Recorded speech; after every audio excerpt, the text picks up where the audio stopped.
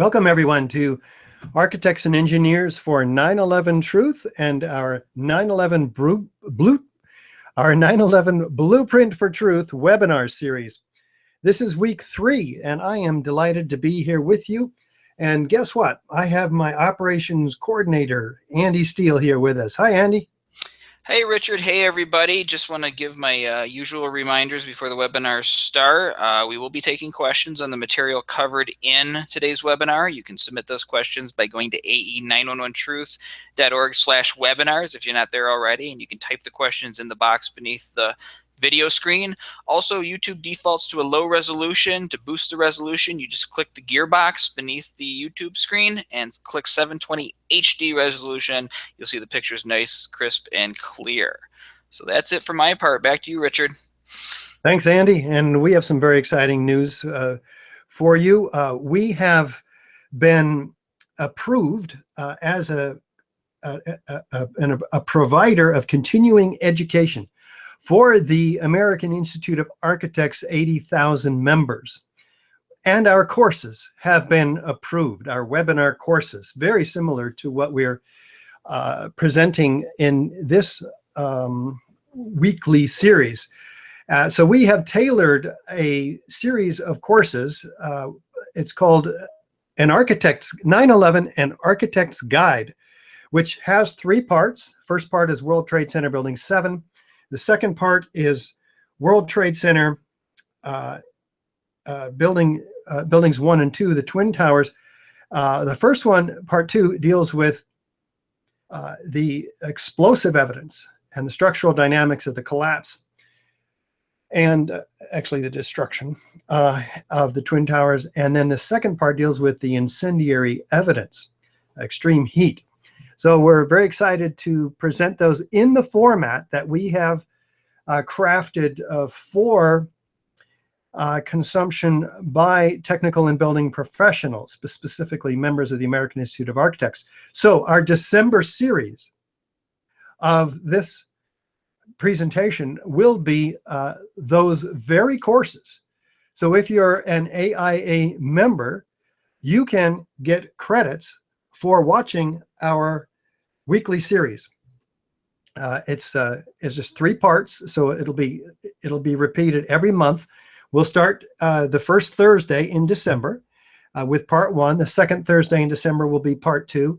The third Thursday in December will be part 3, and we'll repeat that every month. So it'll be tailored specifically to AIA members, and everybody else will be able to, of course, get all the information you need. And then the AIA members will take a test, a quiz, which will be available on our website within a few days here, and be able to then receive a learning unit, which all architects need 18 learning units every year, all AIA members, in order to maintain their membership in the American Institute of Architects. So we're very excited to be a part of that system.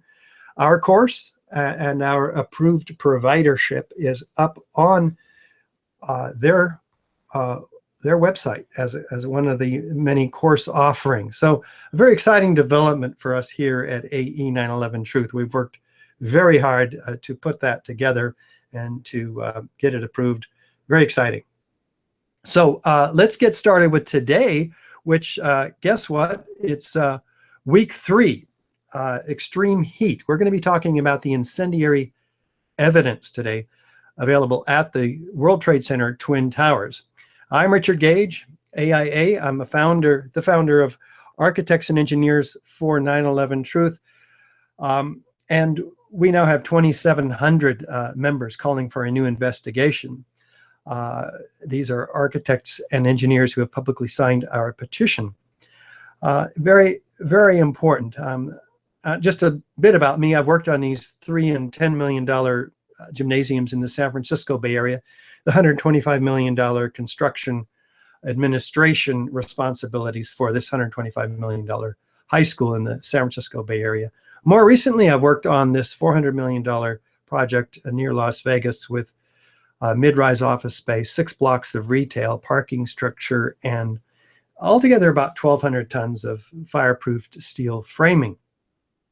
So I like to let people know where I came from and who I'm with. I am just honored to represent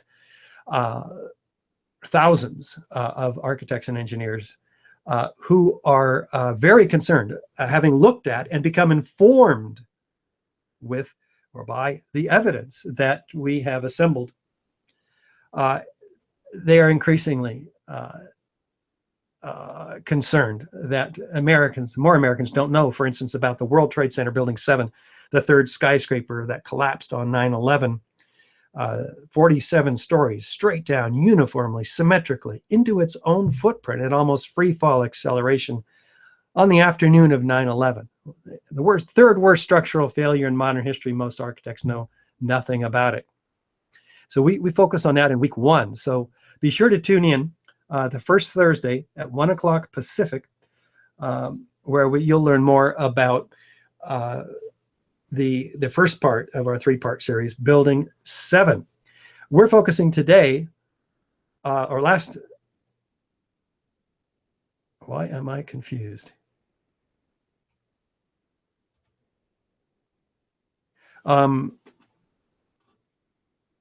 Oh, I see. We used to see what we used to do is break Building 7 into 2 parts. So this is actually today we're focusing on the explosive destruction because we actually focused on Building 7 last week. So forgive me.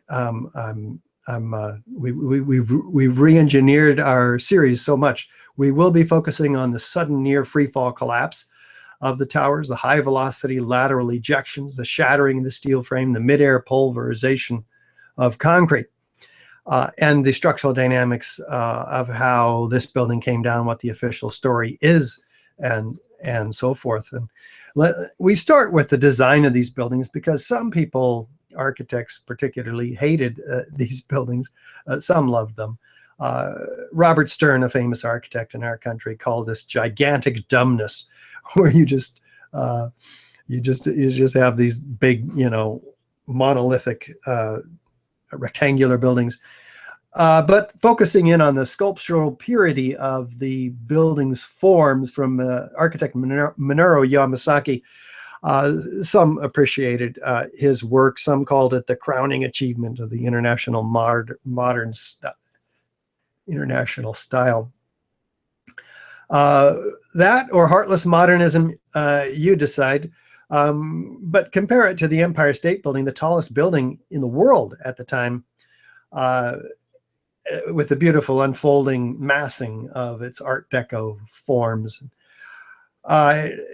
You kind of have to decide. It was I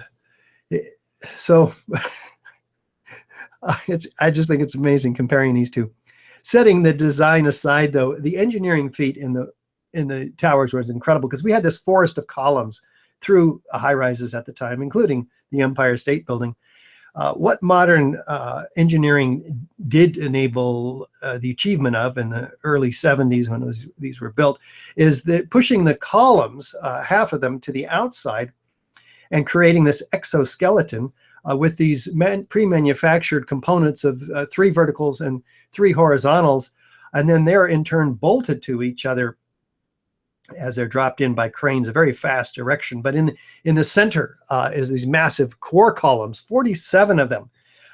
And between these 2 sets of structural elements, major components were these lightweight steel trusses over which was poured 4-inch concrete on most floors.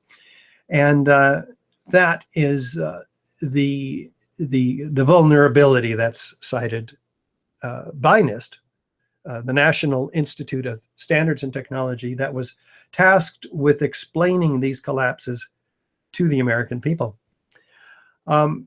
So it is an incredible achievement. You can see that it created 60 feet, the width of this space. Open office planning was then able to be achieved. Openness and not having to have all these columns in the way of the interior layout of these office spaces. And you can see that effect here. There were some drawbacks, though. 12-foot ceilings are considered floor-to-floor heights with 9-foot ceilings, considered low by today's standards. And we also have picturesque windows now in our skyscrapers in the 80s and 90s. That was more attractive to occupants. And so instead of these columns marching every 3 feet 4 inches all the way around the building, so some suggest, some researchers have surmised that these buildings were only about half full by the time 9/11, because the buildings were also in need of massive restoration, upgrades of communications, heating, ventilating, air conditioning, electronics. It was out of date. Also, it was a problem, but its steel is a 100,000-ton heat sink, and which could draw, the heat away from the source of any fire that would threaten it. Steel does lose half its strength at 1,200 degrees Fahrenheit, and so steel can sag in hot fires, and as we'll see, or as we already saw in World Trade Center Building 7, Part 1 of this series. So this and a number of other reasons, such as automatic fire sprinklers and fireproofing, make steel buildings immune to collapse in high-rise fires, except on 9/11, where we had not 2, but 3 of them collapse. Well, let's take a step back from that, and we'll come back and visit what happened to the buildings as we look at what happened that morning and how this official story developed. On September 11, we learned that 4 passenger planes were hijacked and taken radically off course. Within an hour, 2 of the planes had flown into the enormous steel towers of the World Trade Center, creating fires and eventually toppling them.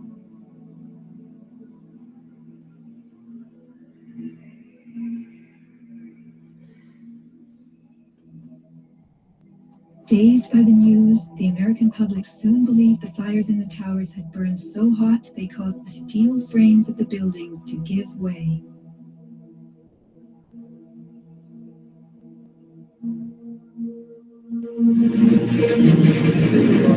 A myth developed, fed by official sources through the media to a bewildered audience.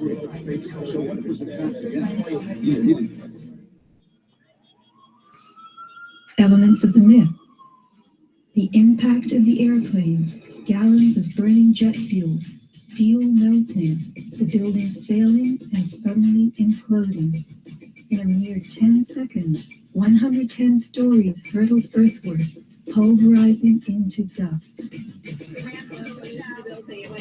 Right from the start, on the street itself, the official story was born. Come out of nowhere and just scream right into the side of the Twin Tower, exploding through the other side.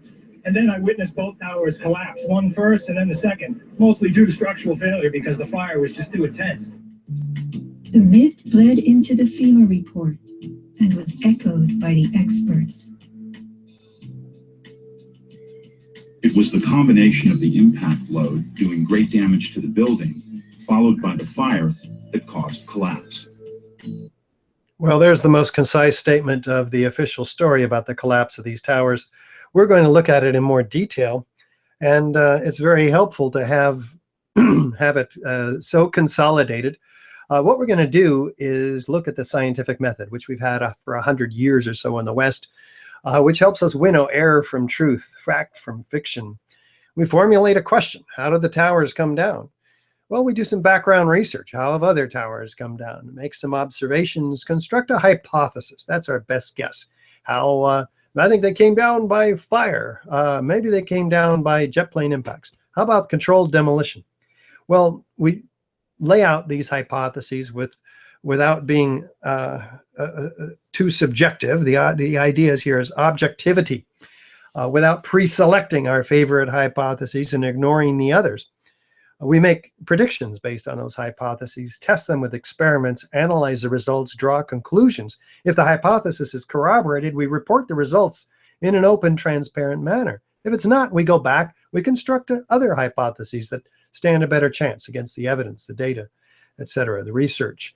Well, with that in mind, we're going to just take a look at some of the investigations here, starting with the volunteers who were pre-assembled early on. And these, of course, were controlled under the American Society of Civil Engineers, who led this effort, and that bled into the FEMA report, which finally got $600,000 worth of funding, which is minuscule in terms of the two worst structural failures in modern history. And then there was an assessment. It was released in 2002. We'll take a look at that.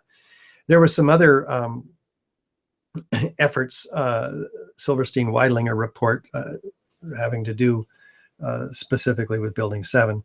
But in 2005, NIST, who took over the FEMA report, came out with their final report. They had $20 million worth of funding and about 3 years to work.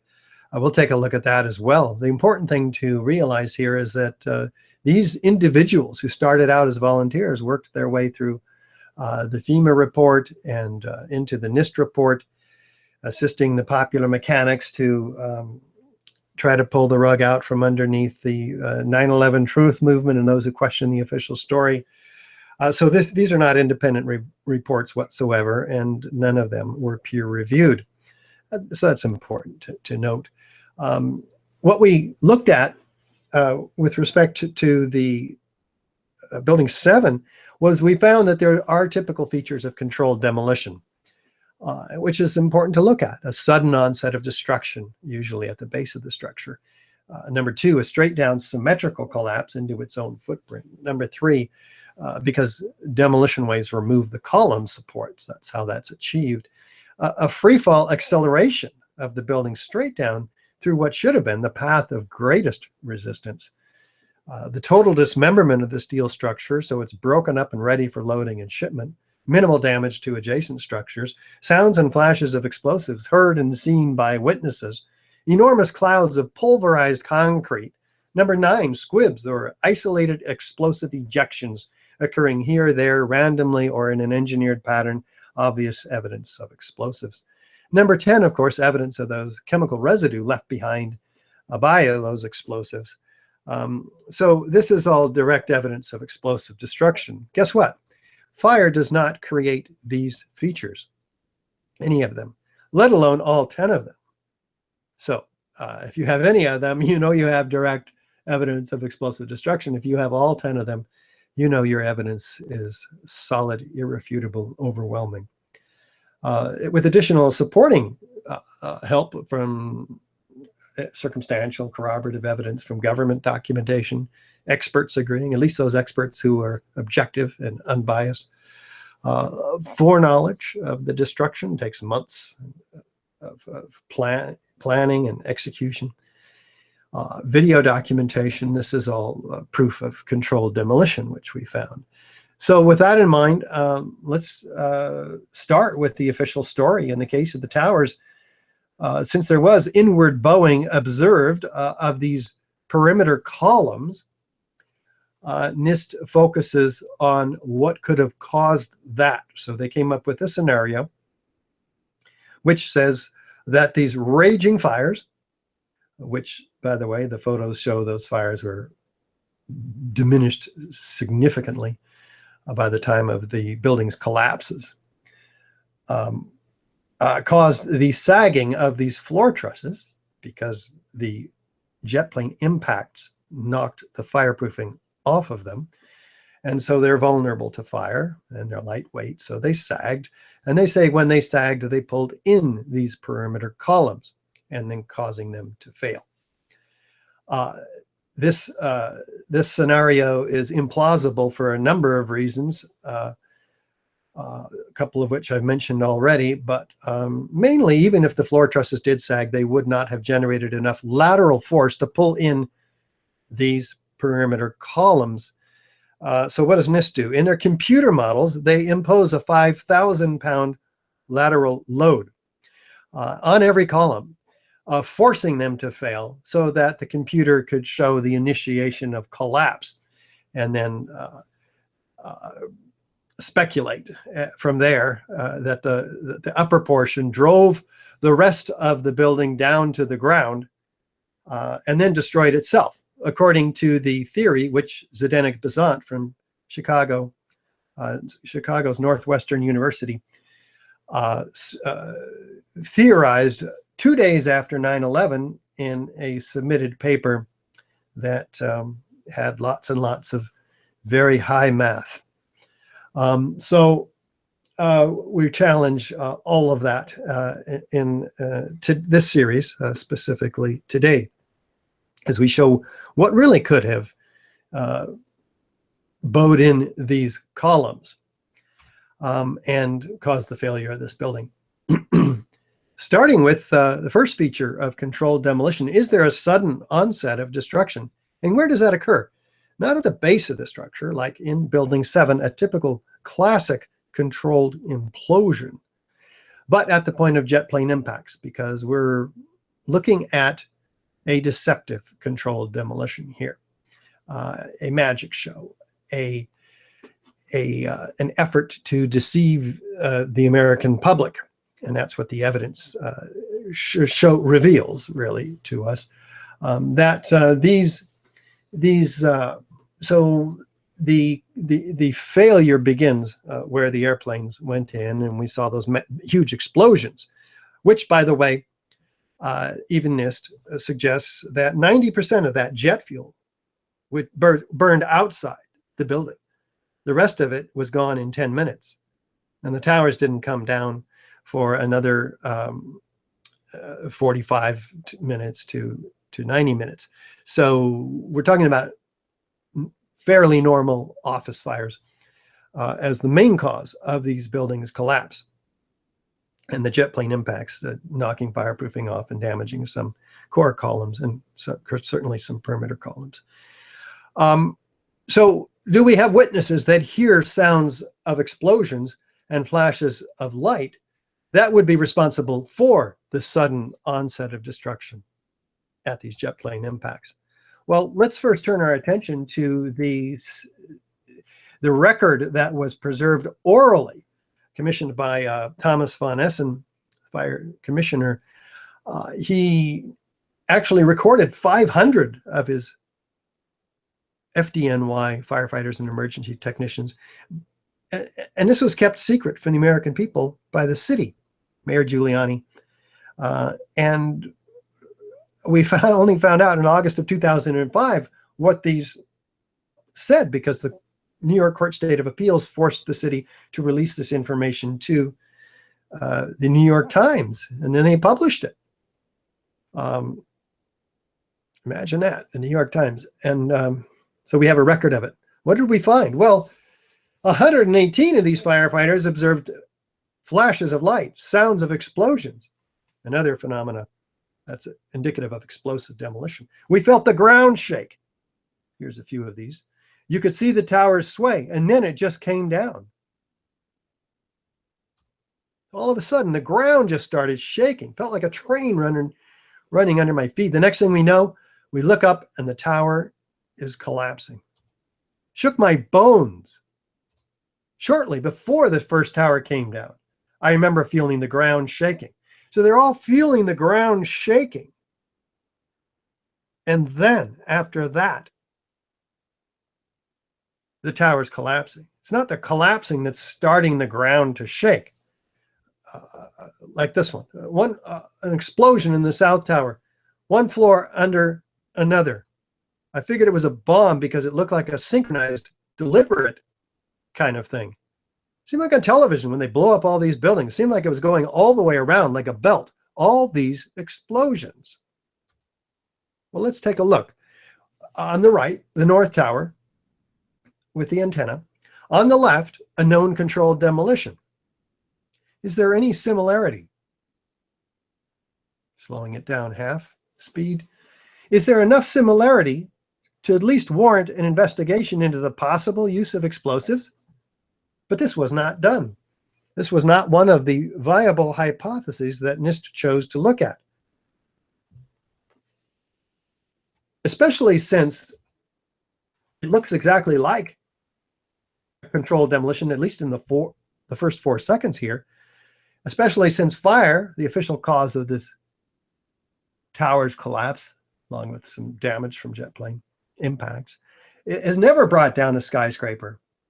Shouldn't it have at least been considered equally, along with fire? No, it only came as an afterthought because so many people raised so many questions. It became a frequently asked question on their website. Somewhere around the middle of the World Trade Center, there was this orange and red flash coming out. Initially, it was just one flash. Then this flash just kept popping all the way around the building, and that building had started to explode. Here's the South Tower on the right, a known controlled demolition on the left. Is there any similarity? At least in the first 4 seconds, a sudden onset of destruction, a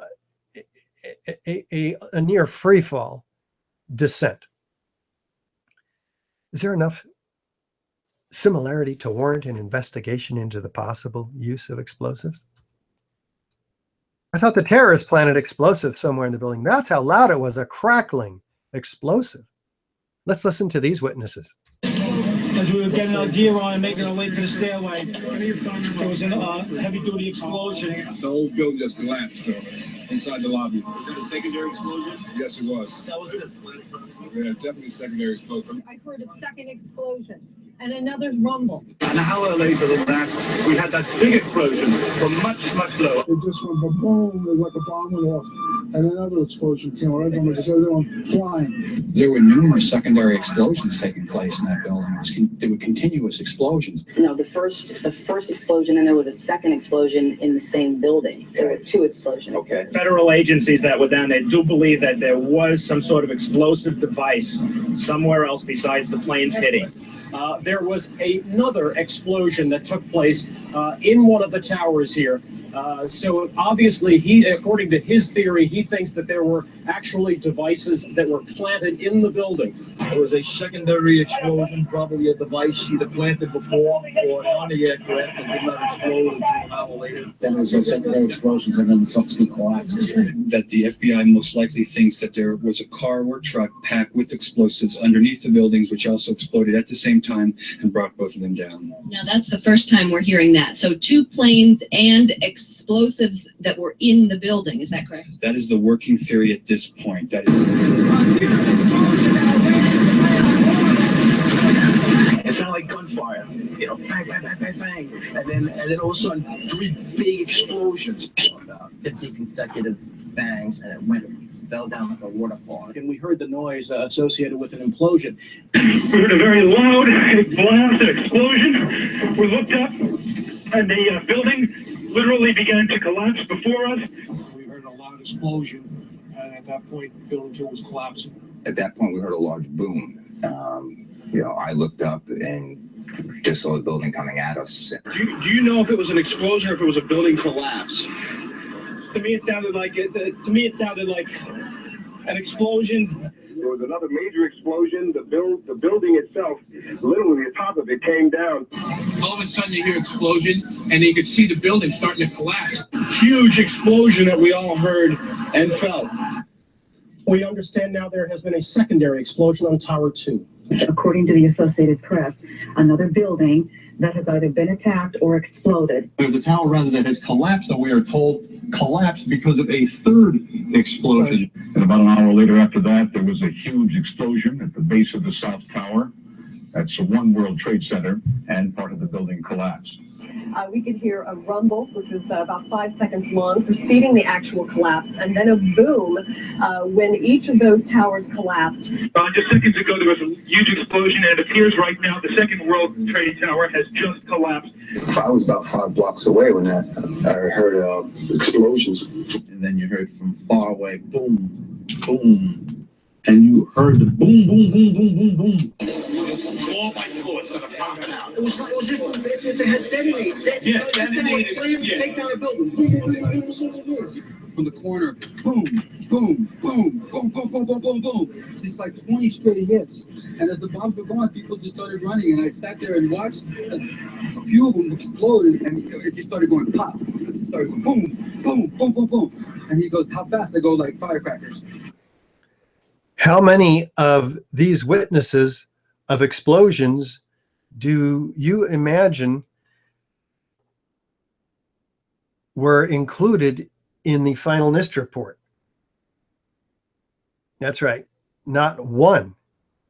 No witness or evidence of explosions whatsoever. That seems unconscionable to me. But there's more. NIST says, well, this couldn't have been a controlled demolition. It didn't start at the bottom. Well, let's listen to the foremost controlled demolition expert in the country, Mark Loiseau, discuss this and see if there isn't any other kinds of controlled demolitions that don't start at the bottom. You can go almost anywhere in the structure, and given the right circumstances, you can release all of that stored energy, converting into what is called kinetic energy. That's energy in motion, and that's what brings the building down. Well, that was a top-down controlled demolition. Very helpful. Let's look and see if, in fact, NIST's hypothesis can even work according to the laws of physics. We're told that the upper section of this building above the point of jet plane impacts drove the rest of the building all the way down to the ground and then destroyed itself. What happens when a Mack truck runs into a Volkswagen? Well, Newton's third law of motion tells us, and tests have shown, that the Volkswagen is destroyed first. That's because there's an equal and opposite destructive force applying here. The bumper of the Mack truck might get destroyed, whereas the entire Volkswagen is likely to get destroyed. It doesn't matter if we drop the Volkswagen onto the Mack truck. No, the lighter part of an object cannot possibly destroy the heavier, cold, hard, intact steel. That's much more massive below it. It is not going to happen. The laws of physics are violated by such consideration. In fact, the upper part is destroyed first in the North Tower. You see it here destroying itself. It's telescoping down on itself before there's any movement down. And you can see that more clearly here as we create the framework for you to more easily discern that. And the question is, what's destroying that steel? Is it a one body falling on another? Well, we're going to look for evidence of that. Let's start here as we see we start the collapse, and we'll just stop it right here. Like the fireman said, bands of explosions wrapping all the way around the building symmetrically, starting right there and continuing and continuing and continuing. So we have something else going on here. In fact, there's no photos or videos that support the theory that this upper section is destroying anything below it. It's gone in the first 4 seconds, as you just saw, but the photos and videos confirm that because there's nothing shown. It's destroyed itself. What's happening after that? The building is destroying itself. It looks more like a volcanic eruption in the Tongan Sea with upward, outward, arching streamers, freely flying, laterally ejected structural steel sections with thick white clouds following them, which we'll look at next week. It's a geometry of fireworks. Are we seeing a collapse or an explosion or a series of thousands of explosions? Let's look at the South Tower. It begins its descent and it looks like it's falling off the building. So it's 22 degrees here. So there's asymmetrical loading from that load. There's asymmetrical damage from the airplane impacts. There's asymmetrical damage from the fires. So how can it fall completely symmetrically, as we see here, like the fireman described, bands of explosions wrapping all the way around the building, from top to bottom, symmetrically, uniformly? How is that even possible in a asymmetrical collapse setup? Look below. What are we seeing at the leading edge?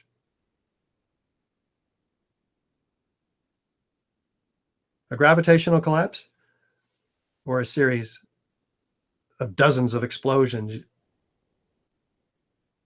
You should be able to discern just looking at this one photograph. But there's so much more. It's shattered the structure completely, top to bottom.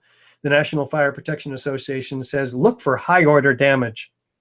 Look for the evidence of the shattering of the structural steel. It should be clear. And when you look at the steel, in fact, it even becomes more clear. Deeply reddened, oxidized ends of many of the steel beams. Convex on one side, concave on the other, indicating a side blast, concussive, designed to break the butt welds at the beams, which were not reinforced with spliced elements, but simply butt welded all the way from bottom to top, one on top of the other, because the core columns were not designed to take lateral loading, which would tend to put lateral stresses on their butt welds, lateral loading from hurricane winds, which you can get in New York, but just the vertical gravity loads. It was the perimeter structure that was designed to take all the lateral loading. Do we have a straight down symmetrical progression outside the building's footprint? Well, this building is at 207 feet wide.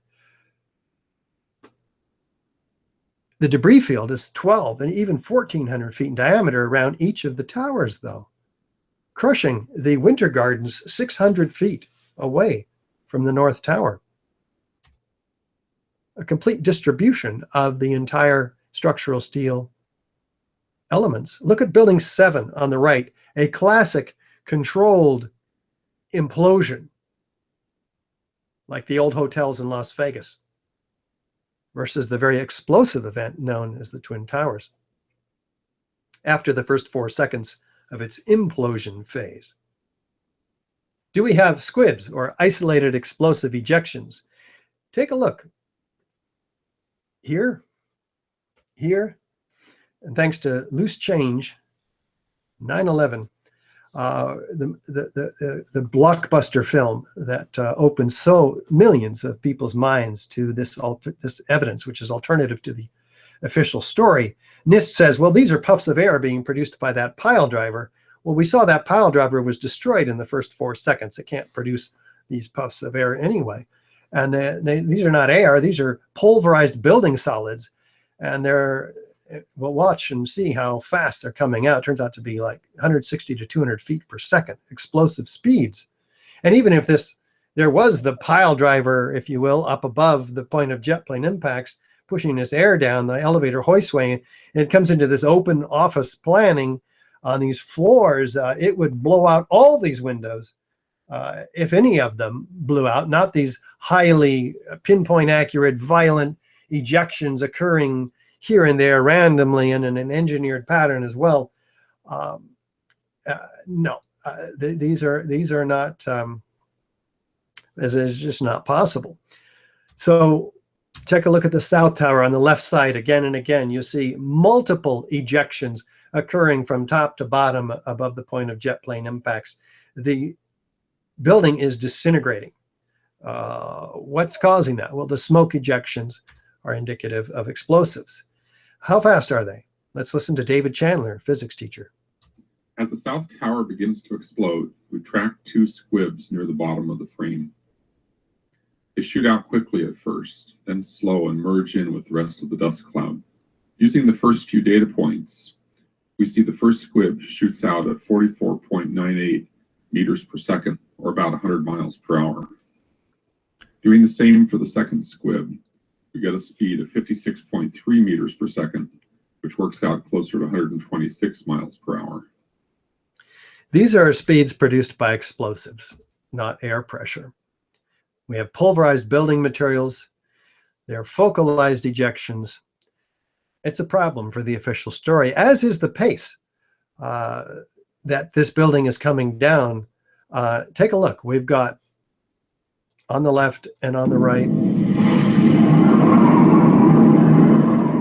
a dramatization on the right, 7 seconds on the left, 10 seconds, 12, about a dozen seconds or so. This building is completely gone. This is near free fall acceleration. You're tracking the motion. Let's listen to David Chandler, who can give us insight into this acceleration as well. We are here tracking the motion of the roof line at 0.2 second intervals through approximately 32 meters or 8 stories. This graph shows the height of the roof line as a function of time. The analysis is simpler if we plot velocity as a function of time. On this kind of a graph, a straight line indicates constant acceleration. First, note that there is a sudden onset of collapse, as the point we are tracking makes a sudden transition from being at rest to an approximately constant downward acceleration. The slope of the graph indicates that the acceleration is 6.31 meters per second squared downward, which is 64% of free fall. In other words, once it starts falling, the upward resistive force is only 36% of the weight of the falling section of the building. So far, so good. But now turn it around. Newton's third law says interactions between objects work both ways. The forces two objects exert on each other are always equal and opposite. If the upward force acting on the falling block is 36% of the weight of the falling block, the downward force exerted by the falling block must be exactly the same, 36% of the weight of the falling block. In other words, the top section of the building is exerting less force on the lower, stronger, undamaged structure than it would if it were simply sitting motionless.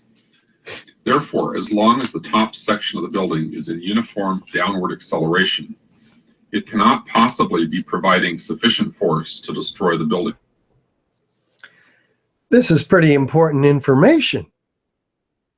It shows a complete disconnect from the official story, because that building has to drive, that section of building has to drive down through something. And this is 80,000 tons of steel beneath it. There's more steel in the facade of the structure than glass. It has to crush that.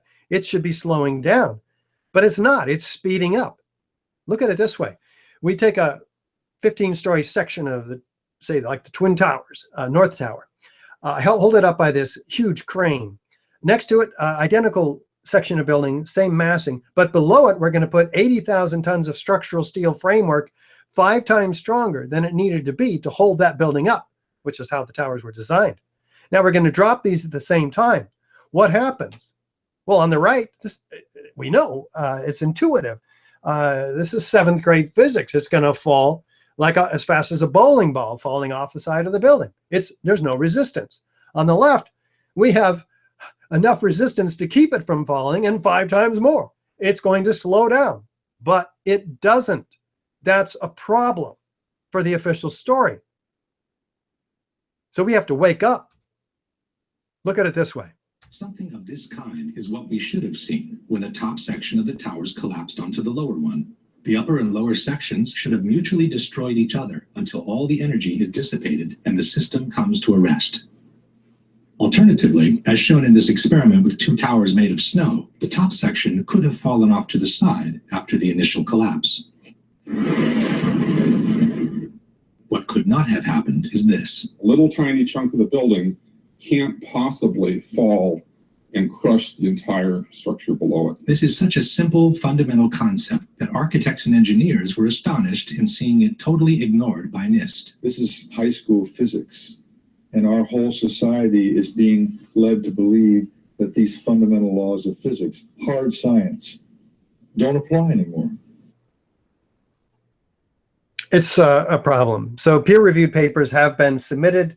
This one was published in the International Journal of Protective Structures by Richard Johns, Gregory Zudolinski, and Antoni Zambodi. And much more is coming. The challenge directly, the Zdenek-Bezant original theory Again, that came out in a few pages of very complex calculations that nobody can understand 2 days after 9/11 at Chicago Northwestern University, that set the stage for NIST's theory that the top section drove the rest of the building down to the ground, completely violating the laws of physics. Well, these explosives or something is responsible for the total dismemberment of the steel structure. It's one element from another, completely dismembered, well outside the perimeter of the structurals of the buildings, broken up, ready for loading and shipment into its original lengths. Do we have a lateral ejection of structural steel? Well, watch these freely flying structural steel sections sent laterally, ejected out of the building, on landing up to 350 to 600 feet in every direction. This last one is of easiest to understand, obviously freely flying, obviously sent laterally. Gravity begins to take over after a while, allowing this 45-degree trajectory. So how does gravity work? Gravity works down. Something else is happening here, ejecting these materials out first. What's responsible for that? Well, something like an explosive with enough energy to eject a 200-pound cannonball 3 miles. There's a lot of cannonballs coming out of this side of this tower. There's also missing floors. In a pancaking collapse, we'd expect 110 floors stacked up somewhere at the bottom. I'd be looking for at least 50 of them. I might even settle for 10. I don't find one. On the right, you find a pancaking collapse, an earthquake in Mexico. On the left, a 2 or 3 story pile of core columns, perimeter columns, other miscellaneous metal. Where are the floors? Don't find them. What we do find is concrete that's been pulverized, missing. It's not at the bottom. Where is it? It was there. 90,000 tons of concrete is pulverized in midair before it develops its gravitational potential energy and crashes and pulverizes on the ground. To 100 micron particles in midair, and then spread out through 3 square miles of lower Manhattan.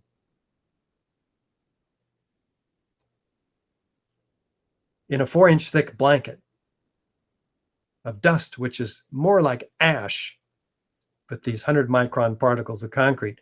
Up to 30% of these dust samples are concrete, pulverized concrete.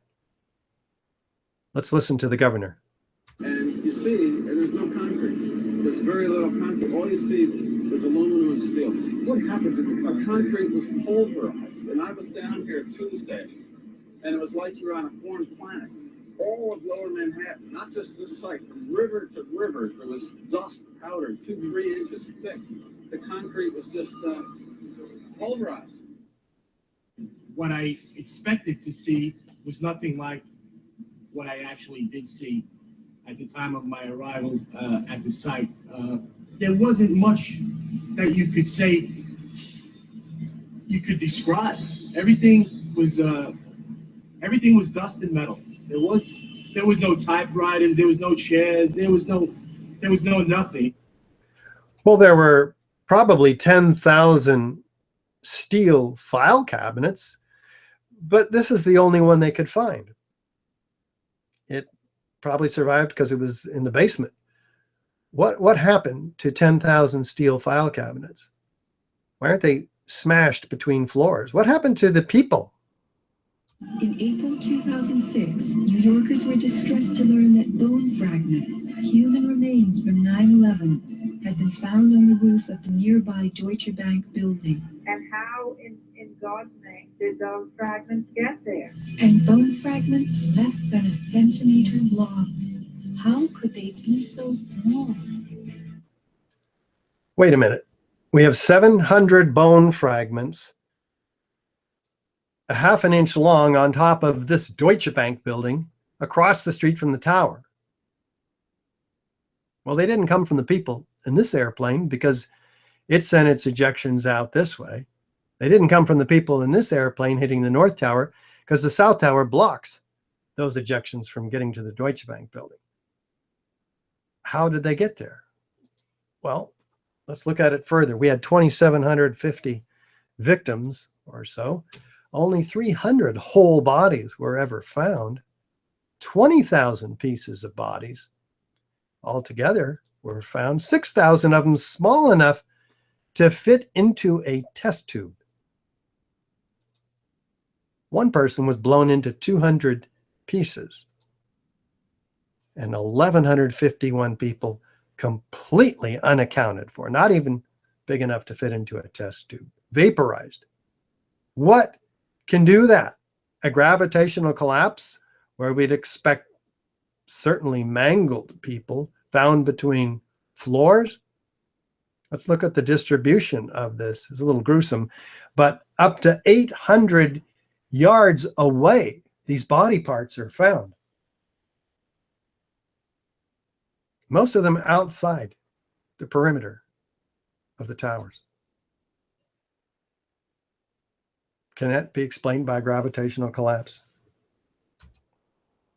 We believe that the hypothesis of explosive demolition is demonstrated that in both of the series, the explosive series that we saw this week, and the evidence of extreme heat, which we're going to be looking at next week, this is evidence of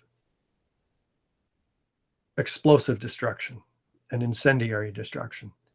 Not that fire does not produce these features, any of them, let alone all of them, with additional corroborating circumstantial evidence that you'll see in other formats of AE911Truth's presentation of this destruction.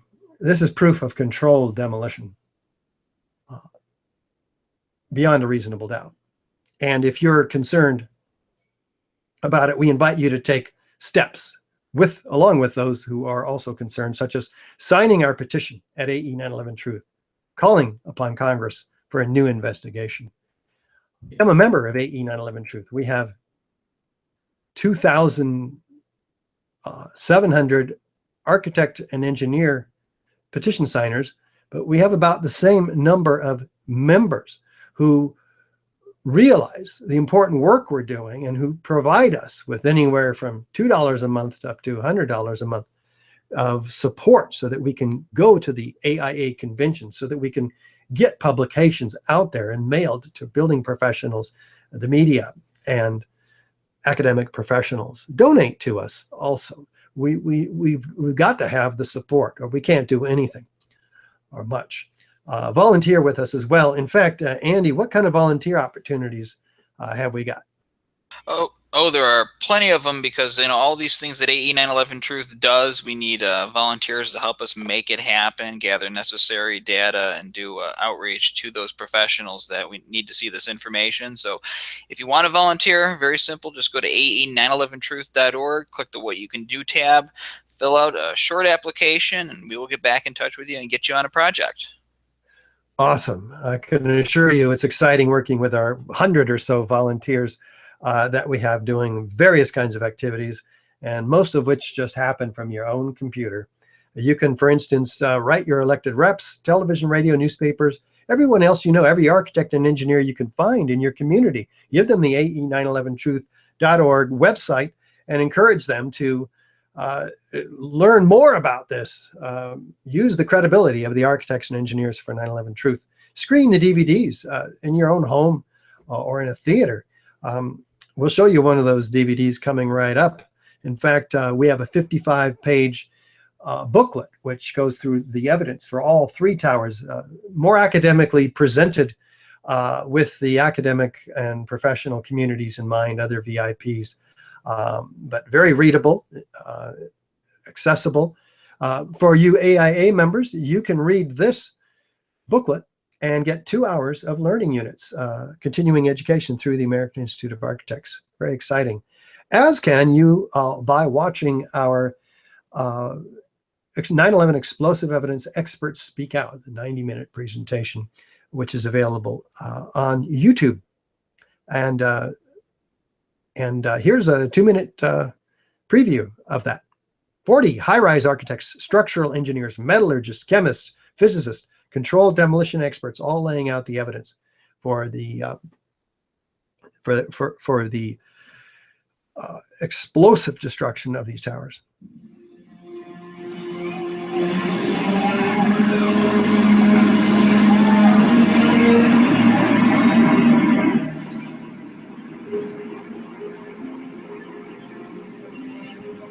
I don't want to be involved in conspiracy theories. You know, there are lots of them. They can go on. We can speculate on that forever. What we really need to know is how those buildings came down. World Trade Center 7 collapsed because of fires fueled by office furnishings. It did not collapse from explosives or from fuel oil fires. To undermine scientific integrity is to undermine our democracy. This is what NIST has done, denied and ignored crucial evidence. The American people absolutely need the truth of 9/11. More than 1,500 architects and engineers and 12,000 others, including many scientists, have signed the petition calling for a scientific investigation of the destruction of the Twin Towers and World Trade Center Building 7. The report, issued by the National Institute of Standards and Technology, referred to as NIST, was not valid science. They're talking about a single columnar collapse or failure that resulted in a total collapse of the building. Building number 7 descended in free fall for the first 100 feet, which means that there was absolutely no resistance to the descent whatsoever.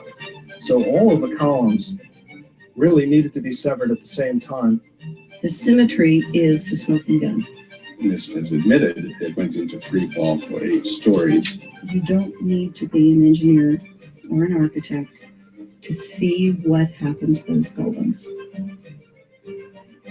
Dit is controlled demolition.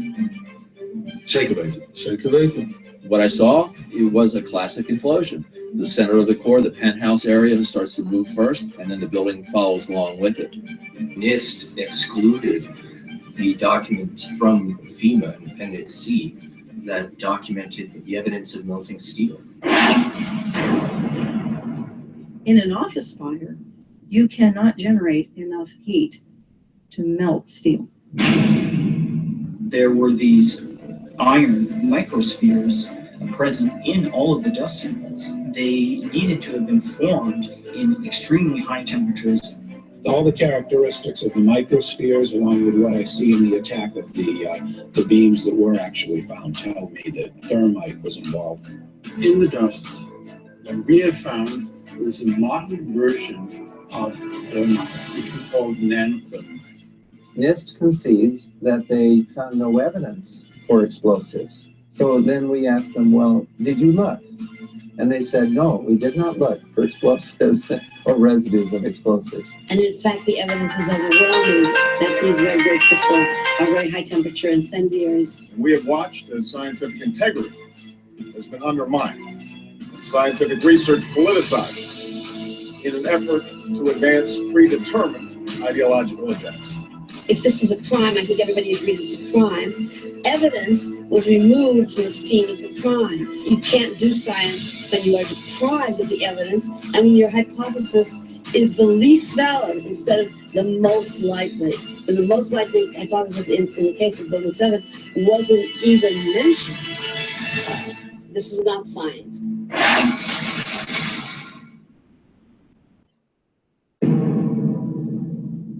It is a great format for presenting the evidence, and I encourage you to look it up on YouTube. Experts Speak Out. You'll find it. We also have another video called Firefighters, Architects, and Engineers Expose 9/11 Myths with Eric Lawyer, founder of Firefighters for 9/11 Truth and Unity, which focuses on the National Fire Protection Association guides for fire and explosion investigation, which NIST failed to follow. We've been looking at the explosive destruction of the towers today. Next week, we'll be looking at the towers in extreme heat. So encourage you to come back next Thursday. And, oh, that's Thanksgiving. We've got a little rescheduling to do. We might just start up again in December with week 1, World Trade Center Building 7. So come back then. I think that's what we'll do. I know we have at least one question, don't we, Andy, today? Yeah, we have one question today. The question says, when I talk to my family, this is appropriate for upcoming Thanksgiving, when I talk to my family about this, they claim that the structural defect must have caused the towers to fall the way they did. How do I respond to that?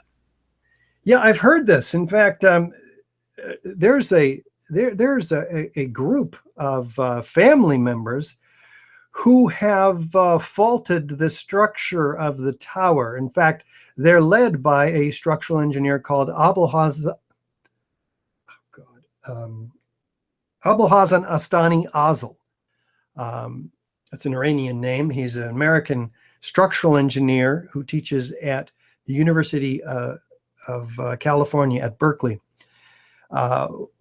He says, these buildings, these towers were not subjected to the same building codes or any building codes, actually, because they're part of the Port Authority, which is its own entity, which is not bound by certain codes such as the building codes. Nevertheless, they did build the buildings very strongly, according to NIST, who again was tasked by Congress to explain the collapses of these buildings to the American people. And they praised the structural engineering of the buildings and their fire protection engineering as well. So according to the official story, there's no structural defects and no weaknesses in the building.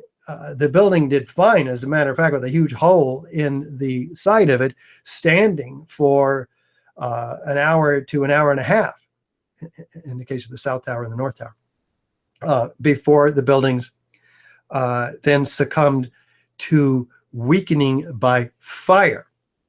So the fault might be the adhesion of the fireproofing, as found by NIST, to the structural steel members, particularly the lightweight steel framing.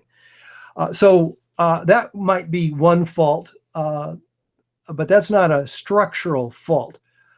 It's certainly a fault that affected the structure, according to the official story. But it's important to note that it is irrelevant for the purposes of presenting this information to your family at Thanksgiving. What's relevant is the evidence for explosive demolition, which occurs at the onset of the destruction of these buildings and not before. What's relevant is the evidence for the laterally freely flying structural steel sections, which structural defects don't cause. What's relevant is the evidence for incendiaries found in the molten metal pouring out of the South Tower, which we look at in the new week 3 coming up in December. What's relevant is the evidence for pools of molten iron microspheres found in the World Trade Center dust, as you see the photos here on your screen. What's relevant is nanothermite found in the World Trade Center dust and documented by a team of independent scientists throughout the world, with these partially attached previously molten iron microspheres found to these partially ignited chips, red-gray chips of nanothermite. This is what's relevant. We don't argue with fire protection engineers or structural engineers about what fires can or can't, or jet plane impacts can or can't do to a building. It's all irrelevant relative to the overwhelming, irrefutable evidence for the explosive and incendiary destruction of these buildings. That's what you want to be focusing on, hopefully not at your dinner table. This is a very disturbing subject, which raises deep concerns beyond the destruction of these buildings, which is grave enough, and the loss of life in those buildings. We're talking about the starting initiation of two major wars, which are still going on actually, in Afghanistan and Iraq. The longest war in US history in Afghanistan. And the loss of our civil liberties, which have been legislated away and through executive orders, where any of us can be arrested without a right to a lawyer, a trial, a jury. We could just be, without even being told what we're charged with, for merely being associated with terrorism, which is not even defined. What's relevant is here after dinner, maybe, or the weeks following Thanksgiving, preferably, is the $4.5 trillion global war on terror, which started when? On 9/11. So yes, this is 15 years old. And we have to dig it up because everything that's our society changed significantly and irrevocably. I mean, there's a word. We can't change this unless we go back to 9/11 and ask questions about the major milestone that changed everything in its aftermath. And there's so many questions. You know, if there's any question about what happened to these towers, we've got to get to the bottom of it. And there are so many questions that we've raised in this series, just with respect to the World Trade Center destruction alone, much less all the other questions that are raised, the other aspects of 9/11. So yes, we've got to go back. We've got to disturb not only our family members, unfortunately, but everybody else who deserves the right to know what happened here. If you want to preserve people from keep people from being uncomfortable, you have that right. But your responsibility is much greater than that. It is, as a citizen of this country, to tell the truth about what happened on 9/11 and not sit on it. We need to give people the opportunity to decide for themselves whether they want to hear this evidence or not, and many will not. It is very uncomfortable. It turns our world upside down. And a lot of people don't want that. But I was open for it. I was a Reagan Republican, flag waving, ready to go and wanting to go into Afghanistan and Iraq and get those bastards who did this to us. But you know what? This information turned my world upside down, and I'm waving a different flag these days. It's the flag of truth. Let's let the chips fall where they may in a real investigation done by criminal prosecutors who can follow up on the leads that we provide with the technical evidence. It's not our job to speculate as to who may have been responsible for these disasters. But it is our job to tell the truth and to not stop telling it about what happened on that day, technically here, with this evidence. Scientific forensic evidence, irrefutable evidence for the explosive demolition of all three towers. It's your job too. Don't shirk from that responsibility, please. But you don't have to bring it to your dinner table on Thanksgiving. Having said that, happy Thanksgiving, everyone. We'll see you first Thursday in December, 1 o'clock Pacific. I'll be there. I hope you will too. And we'll see you then. Bye-bye.